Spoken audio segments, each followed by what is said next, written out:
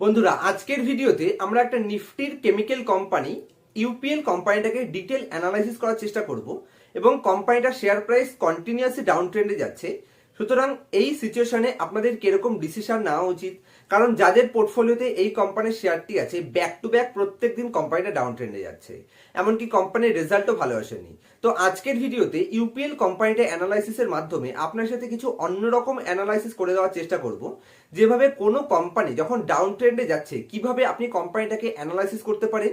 দেখুন, mister Warren Buffett পর্যন্ত আমাদের সাথে শেয়ার করে গেছেন যে কোনো কোম্পানি যদি সেই ওভারঅল সেগমেন্টটাই নেগেটিভ সেন্টিমেন্টের কারণে কোম্পানিটা ডাউন ট্রেন্ডে আসে এবং যদি আপনি অ্যানালাইসিস করে বুঝতে পারেন সেই কোম্পানিটা এখন শর্ট টার্ম নেগেটিভ সেন্টিমেন্টের কারণে ডাউনে এসছে, ফিউচারে যেই যেই আজকে নেগেটিভ সেন্টিমেন্টগুলো আছে সবকটা নেগেটিভ সেন্টিমেন্ট ফিউচারে পজিটিভ হয়ে যাওয়ার পোটেনশিয়াল রয়েছে, তাহলে ডেফিনেটলি সেখানে ভ্যালু বাইং অপরচুনিটি ক্রিয়েট হয়।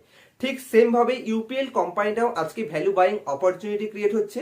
কিন্তু মাথায় রাখবেন, যদি আপনার কনফিডেন্সের অভাব থাকে, যদি নিজের অ্যানালাইসিসের উপর নিজের কনফিডেন্স না থাকে, কনভিকশন না থাকে, তাহলে স্টপ লস কনসেপ্ট আপনি ডেফিনেটলি ইউজ করবেন এবং support, resistance, Fibonacci, Bollinger band এইসব হাবিজাবি ইউজ করে আপনি স্টপ লস বুক করতে বাধ্য হবেন।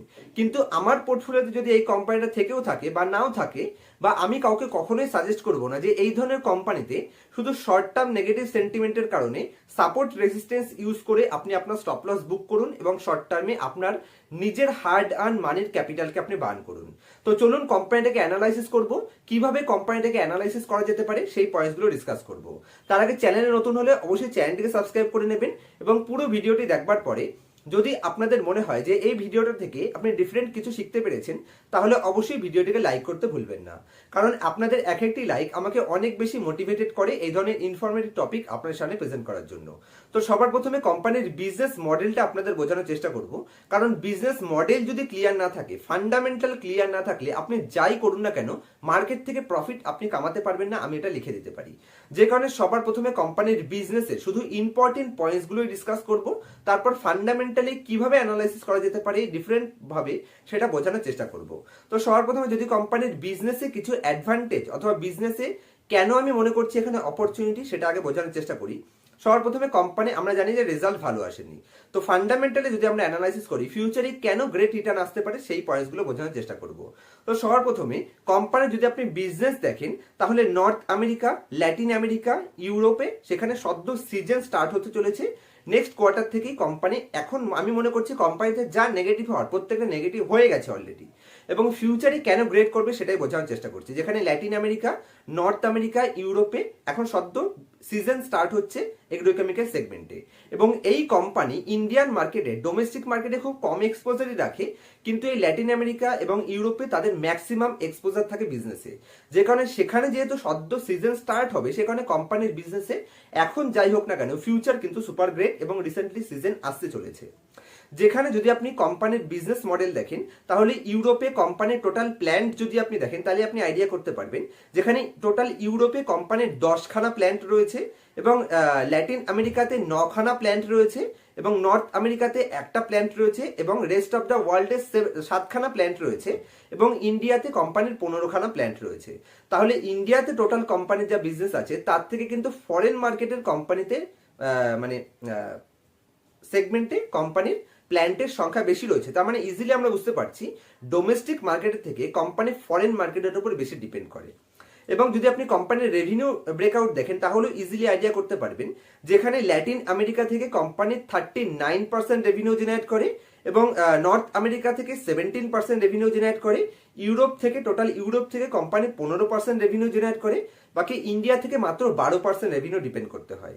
এছাড়া কোম্পানির বাকি রিমেনিং যদি 17% দেখেন, যেটা রেস্ট অফ দ্য ওয়ার্ল্ড থেকে কোম্পানি রেভিনিউ জেনারেট করে। সুতরাং রেভিনিউ ব্রেকআপ দেখে আপনি ইজিলি বুঝতে পারছেন যে ডোমেস্টিক মার্কেটে নেগেটিভ সেন্টিমেন্ট থাকলেও ফরেন মার্কেট যেহেতু সদ্য সিজন স্টার্ট হতে চলেছে, তার ইম্প্যাক্ট তো ডেফিনেটলি ফিউচারে কোম্পানি পেয়ে যাবে। হয়তো নেক্সট দুটো কোয়ার্টার কোম্পানির জন্য গ্রেট পারফরমেন্স হতে পারে, যেটা আমার এক্সপেকটেশন বলছে।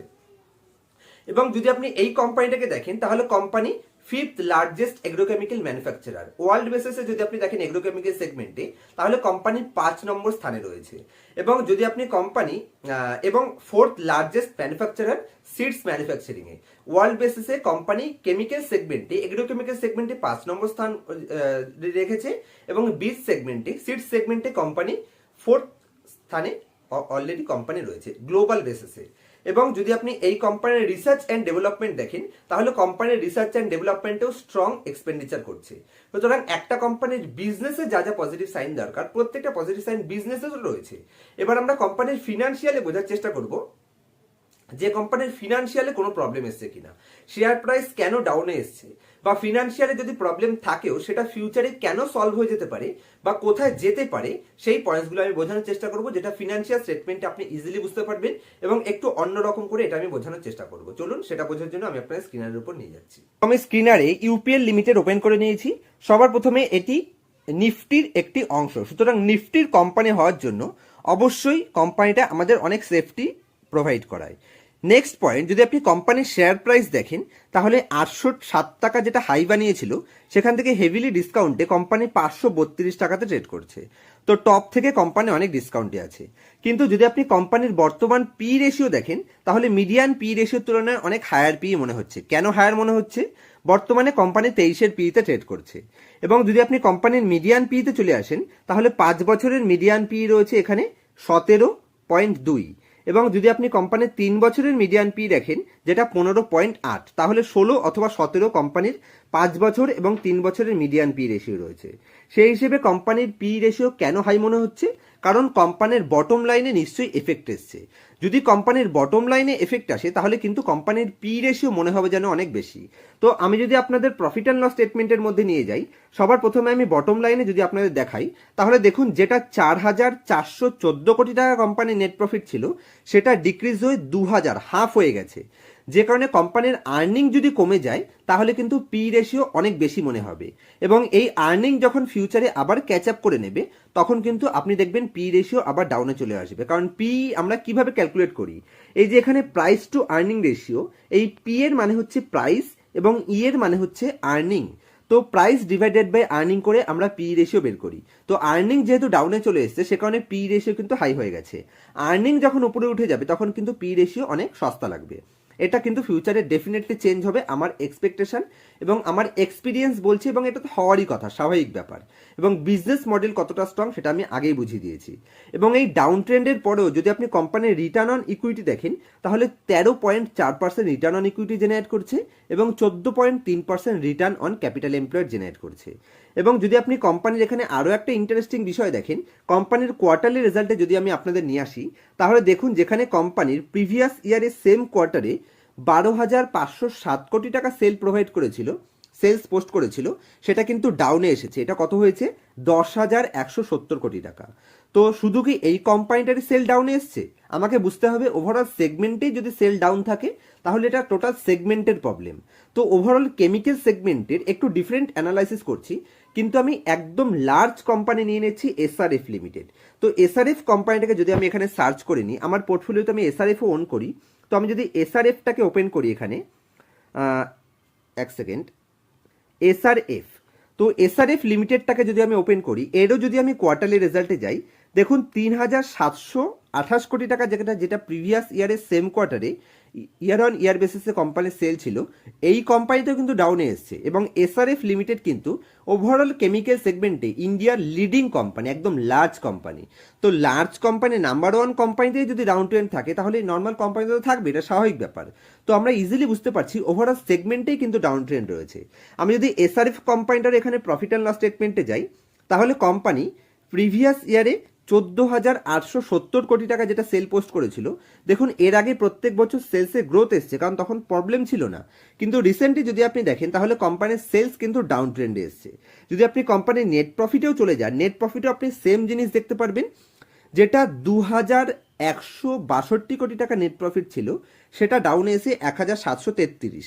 এমনকি কোম্পানি এর আগের বছরেও যেই প্রফিটটা জেনারেট করেছিল, তার থেকেও ডাউনে এসছে। তো আমি ইজিলি বুঝতে পারছি ওভারঅল সেগমেন্টটাতেই ডাউন ট্রেন্ড রয়েছে। তো যদি কোনো টোটাল সেগমেন্ট ডাউন ট্রেন্ডে থাকে, তখন যদি আমার কোম্পানি খারাপ পারফরমেন্স করছে, সেটা কিন্তু নেগেটিভ সাইন নয়, কারণ ওভারঅল সেগমেন্টটাতেই শর্ট টার্ম প্রবলেম রয়েছে। এবং টোটাল সেগমেন্ট যখন ফিউচারে আবার ফার্স্ট ক্লাস হয়ে যাবে, টোটাল সেগমেন্টে যখন আবার ক্যাচ আপ করা স্টার্ট করবে, তখন আমার কোম্পানির কিন্তু এখান থেকে পারফরমেন্স স্টার্ট করবে। এবং যদি আমি আমার কোম্পানিটাকেও দেখি, তাহলে দেখুন আমি ডাইরেক্ট শেয়ার হোল্ডিং প্যাটার্নে আপনারা নিয়ে যাচ্ছি। শেয়ার হোল্ডিং প্যাটার্নে দেখি কি চেঞ্জেস হয়েছে। তো শেয়ার হোল্ডিং প্যাটার্নে প্রোমোটারের কাছে 30% স্টেক ছিল, 30% থেকে লেটেস্ট 3-4টে কোয়ার্টারে দেখুন তারাও কিন্তু স্টেক বাড়িয়েছে, 2% স্টেক প্রোমোটারে ওখানে বাড়িয়েছে। এবং যদি লেটেস্ট 5টা কোয়ার্টার দেখেন তাহলে দেখুন অলমোস্ট এখানে 4% বেশি স্টেক বেড়েছে। সেম টাইম পিরিয়ডে এফআইআই অবশ্যই এখানে তাদের স্টেক 2% মতন কমিয়েছে, কিন্তু যদি আপনি ডিআইআই স্টেক দেখেন, যেটা ডিআইয়ের কাছে 17% স্টেক ছিল, আজও কিন্তু ডিআইয়ের কাছে 17% স্টেকই রয়েছে। এবং যদি এখানে আপনি রিটেল পাবলিকের কাছে দেখেন তাহলে পাবলিকের কাছে যেটা 18% স্টেক ছিল, পাবলিকের স্টেক কিন্তু কমেছে, 18% থেকে কমে 16% এসছে। এবং ইন্টারেস্টিং বিষয় হলো জেপি মর্গানের কাছেও এখানে 4% স্টেক রয়েছে। এবং জেপি মর্গানও কিন্তু লেটেস্ট 3টে কোয়ার্টারে তাদের স্টেককে ইনক্রিজই করেছে, কেউ কিন্তু এখানে স্ট্রং হ্যান্ড ডিক্রিজ করেনি। হ্যাঁ, ডেফিনেটলি এখানে এফআইআই কিছুটা বিক্রি করেছে, কিন্তু পাবলিকের কাছে সেটা আসেনি। তো দেখুন কোম্পানির শেয়ার প্রাইস যতই ডাউনে যাক না কেন, যেই সাইন একটা কোম্পানির শেয়ার প্রাইসকে ফিউচারে অ্যাপ্রিসিয়েট করার জন্য প্রয়োজন, প্রত্যেকটা সাইন অলমোস্ট এই কোম্পানির মধ্যে আমি দেখতে পাচ্ছি। এবং যদি আমি প্রফিট অ্যান্ড লস স্টেটমেন্টে আপনাদের নিয়ে যাই তাহলে কোম্পানির হিস্ট্রি দেখে আপনি বুঝতে পারবেন যে হিস্ট্রিতে কোম্পানি কিরকম গ্রোথ করেছে।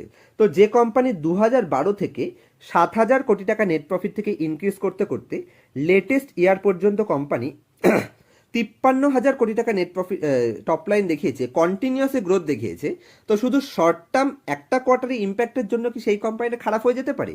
কখনোই নয়। দেখুন আপনিও যদি কোনো বিজনেস করেন, আপনার বিজনেসে কিন্তু শর্ট টার্মে ডাউন ট্রেন্ড আপ ট্রেন্ড থাকে, সেই জন্য কি আপনি বিজনেস ছেড়ে চলে যাবেন? তো সেমভাবে আপনাকে দেখতে হবে যে কোম্পানির শর্ট টার্ম ইম্প্যাক্ট এসছে। দেখুন এখন যারা ভয় পেয়ে শেয়ার বিক্রি করছে, আমাদের মতন লোকেরা শেয়ারটাকে পারচেস করছে। যখন সব কিছু পজিটিভ হয়ে যাবে, যখন সব কিছু রিকভার হয়ে যাবে, মানে net profit, top line, bottom line, return ratio, P ratio সব কিছু যখন পজিটিভ থাকবে, তখন তো এই কোম্পানিটা ভ্যালুয়েশনে আপনাকে হাই দিতে হবে, তখন তো এরকম প্রাইসে আপনি শেয়ারটাকে পাবেন না। এটা আপনাকে অবশ্যই মাথায় রাখতে হবে।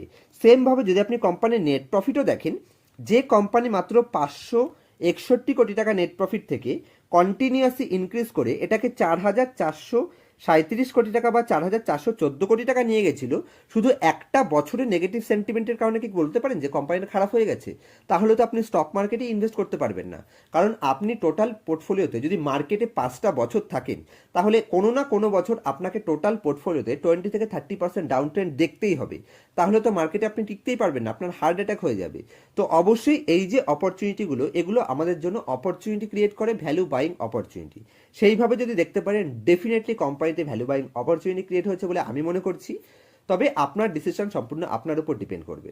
তো যেই ইউপিএল কোম্পানিটা হিস্ট্রিতে কন্টিনিউয়াসলি টপ লাইন গ্রোথ দেখিয়েছে এবং কন্টিনিউয়াসলি বটম লাইন গ্রোথ দেখিয়েছে, শুধু একটা কোয়ার্টারে বা একটা বছরে নেগেটিভ সেন্টিমেন্টের কারণে, যেখানে ওভারঅল সেগমেন্টেই নেগেটিভ ডাউন ট্রেন্ড চলছে, সেই জন্য যদি সেই কোম্পানিটা ডাউন ট্রেন্ডে থাকে, তাহলে কোনো মতেই সেখানে স্টপ লস নেওয়া উচিত নয় বলে আমি মনে করি।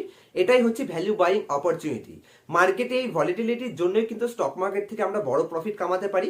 সুতরাং যখন ভালো কোম্পানির শেয়ার শর্ট টার্ম নেগেটিভ ইম্প্যাক্টের কারণে ডাউন ট্রেন্ডে ট্রেড করবে, বিশেষ করে যখন ওভারঅল সেগমেন্টে ডাউন ট্রেন্ড থাকবে, সেই সময় যদি আপনি পারচেস করতে পারেন, তাহলেই মার্কেট থেকে আপনি বড় প্রফিট কামানোর অপরচুনিটি পাবেন। আমি গ্যারান্টি দিয়ে বলতে পারি, যদিও মার্কেটে গ্যারান্টেড বলে কিছু হয় না, আমার এক্সপিরিয়েন্স থেকে আমি বলতে পারি, আমার যা নলেজ আমি সেটা ইউজ করে বলতে পারি, ইউপিএল কোম্পানিটাকে যদি আপনি নেক্সট 1-1.5-2 বছর হোল্ড করতে পারেন, ডেফিনেটলি এখান থেকে গ্রেট অপরচুনিটি রয়েছে এবং গ্রেট প্রাইস অ্যাপ্রিসিয়েশন এক্সপেক্ট করা যেতে পারে। তবে যে কোনো কোম্পানির শেয়ারে ইনভেস্ট করার আগে অবশ্যই নিজে থেকে কনফিডেন্স পেলে তবেই ইনভেস্ট করবেন। তা না হলে এরকম শর্ট টার্ম ডাউন ট্রেন্ডে গেলে আপনার সেখানে স্টপ লস বুক করতে বাধ্য হবেন। কারণ আপনি যদি অন্য কারোর কথা শুনে স্টকে ইনভেস্ট করেন, নিজের অ্যানালাইসিসের উপর যদি নিজের ভরসা না থাকে, তাহলে আপনি স্টপ লস বুক করতে বাধ্য হবেন এবং লং টার্ম টাইম পিরিয়ডে মার্কেট থেকে প্রফিট কামাতে ছেড়ে দিন, বরঞ্চ আপনার নিজের হার্ড আর্ন মানিকে আপনি লুজ করতে বাধ্য হবেন। তো আশা করছি আমি আপনাদের ইজিলি বুঝিয়ে বলতে পেরেছি। তো কিভাবে আপনি অ্যাডভান্স লেভেল অ্যানালাইসিস শিখতে পারেন, যেই জিনিসগুলো মার্কেটের আদার্স লোকেরা বুঝতে পারছে না, সেটা যদি আপনি আগে থেকে আইডেন্টিফাই করতে পারেন, তাহলেই লং টার্ম টাইম পিরিয়ডে আপনি আদার্স লোকেদের থেকে এগিয়ে থাকবেন। সবসময় মাথায় রাখবেন, মার্কেটে আপনার এগেনস্টে যারা আছে তারা কিন্তু মার্কেটে এক্সপার্ট, তাদের নলেজ কিন্তু সাধারণ ইনভেস্টরদের থেকে অনেক বেশি আছে, এক্সপিরিয়েন্স অনেক বেশি আছে। সুতরাং সাধারণ ইনভেস্টরদের লড়াই কিন্তু মার্কেটের জায়েন্ট ইনভেস্টরদের সাথে। সুতরাং যদি এই মার্কেটে আপনাকে টিকে থাকতে হয়, তাহলে আদার্স 99 জনের থেকে আপনার কাছে অ্যাডভান্টেজ এক্সট্রা কিছু থাকতে হবে, যেটা সেখানেই পার্সোনাল ক্লাসে আমার কাছ থাকে।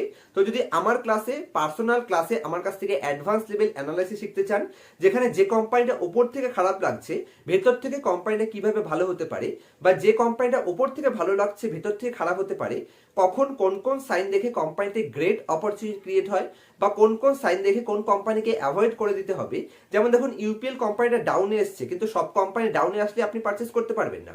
অনেক কোম্পানি ডাউনে আসার পরেও ভ্যালুয়েশন হাই হতে পারে। তো কোনটা অরিজিনাল ভ্যালুয়েশন হাই, কোনটা ডুপ্লিকেট ভ্যালুয়েশন হাই, সেটা আপনি কি করে বুঝতে পারবেন? কোনো কোম্পানির প্রমোটার আপনাকে কি করে ঠকানোর চেষ্টা করছে, সেগুলো যদি অ্যাডভান্স লেভেল অ্যানালাইসিস শিখতে চান আমার সাথে কন্ট্যাক্ট করতে পারেন। স্ক্রিনের উপর মোবাইল নাম্বার দেখতে পাচ্ছেন। দেখা হবে নেক্সট ভিডিওতে। যদি এই ইউপিএল কোম্পানি রিলেটেড অথবা stock bond mutual fund related কোনো কোয়ারি আপনার মনে থাকে, যতই অ্যাডভান্স লেভেল হোক না কেন আমাকে কমেন্টস করতে পারেন। আমি প্রত্যেকটা কমেন্ট পড়ি এবং প্রত্যেকটা কমেন্টের আমার তরফ থেকে বেস্ট রিপ্লাই দেওয়ার চেষ্টা করি। দেখা হবে নেক্সট ভিডিওতে কোনো ইনফরমেটিভ টপিকের সাথে। ততক্ষণ পর্যন্ত হ্যাপি ইনভেস্টিং, হ্যাপি ট্রেডিং।